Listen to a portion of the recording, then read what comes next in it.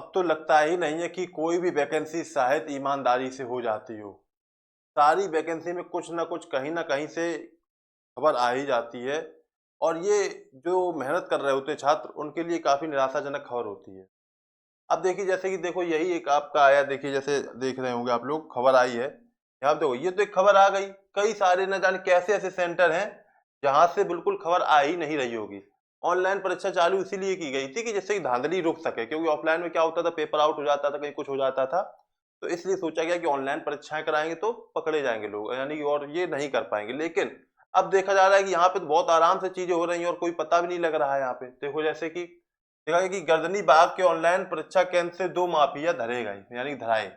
तो यहाँ पे क्या हुआ है, जहां से ये सेंटर में देखा गया, पटना और पूर्णिया पुलिस स्वामी अयप्पन ऑनलाइन परीक्षा केंद्र में की संयुक्त कार्रवाई। देखो यहाँ पे क्या है, यहाँ पे क्या मिला, 10-10 लाख रुपए की चेक मिली है, ठीक है ना, लैपटॉप, मोबाइल, न जाने कितनी चीजें यहाँ पे ऐसे मिली हैं, ठीक है ना। और एक एक छात्र से यहाँ पे 20-20 लाख रुपए तक लिए गए हैं। मतलब एक जैसे छात्र, उसने कहा मेरा आप अच्छे से एग्जाम करा दीजिए, मतलब पूरा आउट, मतलब जैसे कोई बिठा दीजिए मेरी जगह दूसरे को सॉल्वर, और 20 लाख रुपए ले लीजिए। पहली बात तो उन छात्रों पे भी मुझे और उनके माँ बाप पे भी बड़ा ही कह सकते हो मूड खराब रहता है कि इस तरीके की हरकतें कर रहे हैं, मेहनत करते नहीं चुक रही तो नौकरी क्या करोगे तुम लोग। ये लोग जो 20 लाख रुपए दे के जाएंगे, ये कुछ कह ही नहीं सकते, गालियां निकलती मुंह से इनके लिए तो। 20 लाख रुपए दे रहे हैं जो, ये क्या नौकरी करेंगे, ये काम कर पाएंगे, कुछ नहीं कर पाएंगे। इनके अंदर मक्कारी घुसी हुई है, तो ये कुछ करेंगे नहीं वैसे भी, ठीक है। और जो बेचारे मेहनती छात्र हैं जो ईमानदारी से जाना चाहते हैं, उनका भी ये लोग कहीं ना कहीं रास्ता काट रहे हैं, ठीक है, उनकी जगह सीट कवर कर रहे हैं।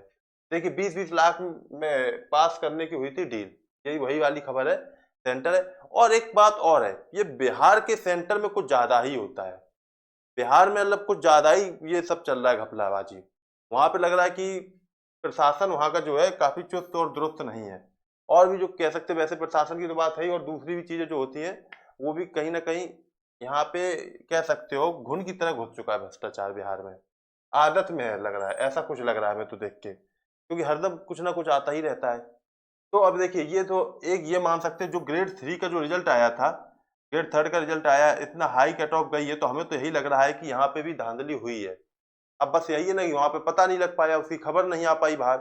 उसकी खबर आ गई होती तो पता लग जाता, तो ये चीजें हो जाती हैं यहाँ पे, ठीक है। देखो आप लिखा 23 अभ्यर्थियों से एसएससी परीक्षा में भी की गई थी सेटिंग, समझो यहाँ पे, ठीक ना।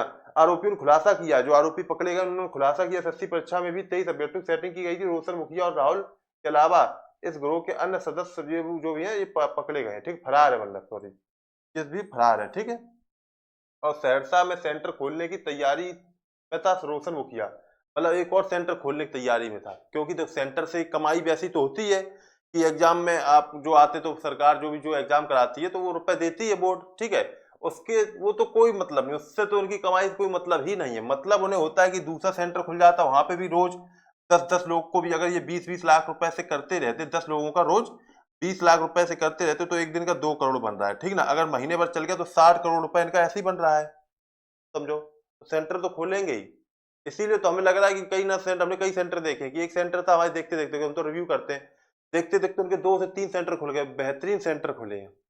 हमें लग रहा है वहां पे भी क्या होता हो, क्या पता, कोई गारंटी थोड़ा ना है, ठीक है। तो ये चीजें हैं, इस पे कुछ और सख्त नियम होने चाहिए, थोड़ी सी जांच बैठनी चाहिए, और देखना चाहिए कहाँ क्या क्या कैसा, और जहां से ऐसा पता लग जाए तुरंत उस सेंटर को रद्द कर देना चाहिए, और जो उसका मालिक है उसको और उसके परिवार तक को मौका नहीं देना चाहिए सेंटर खोलने का। फिर ऐसा नियम कुछ बनाना चाहिए। क्या कहा जाए, कुछ कह ही नहीं सकते, इस तरीके देख के मूड खराब हो जाता है। फिर कोई नहीं, कोशिश में रहेंगे और भी देखेंगे, कुछ और देखने को मिलता है तो हम लोग सब साथ हैं आपके, चिंता ना करिए, ठीक है। एग्जाम तो कैंसिल हुआ ही है आरआरबी एलपी का, जो सीवीटी 2, और फिर आगे देखेंगे क्या कैसा है, ठीक है। मिलते हैं।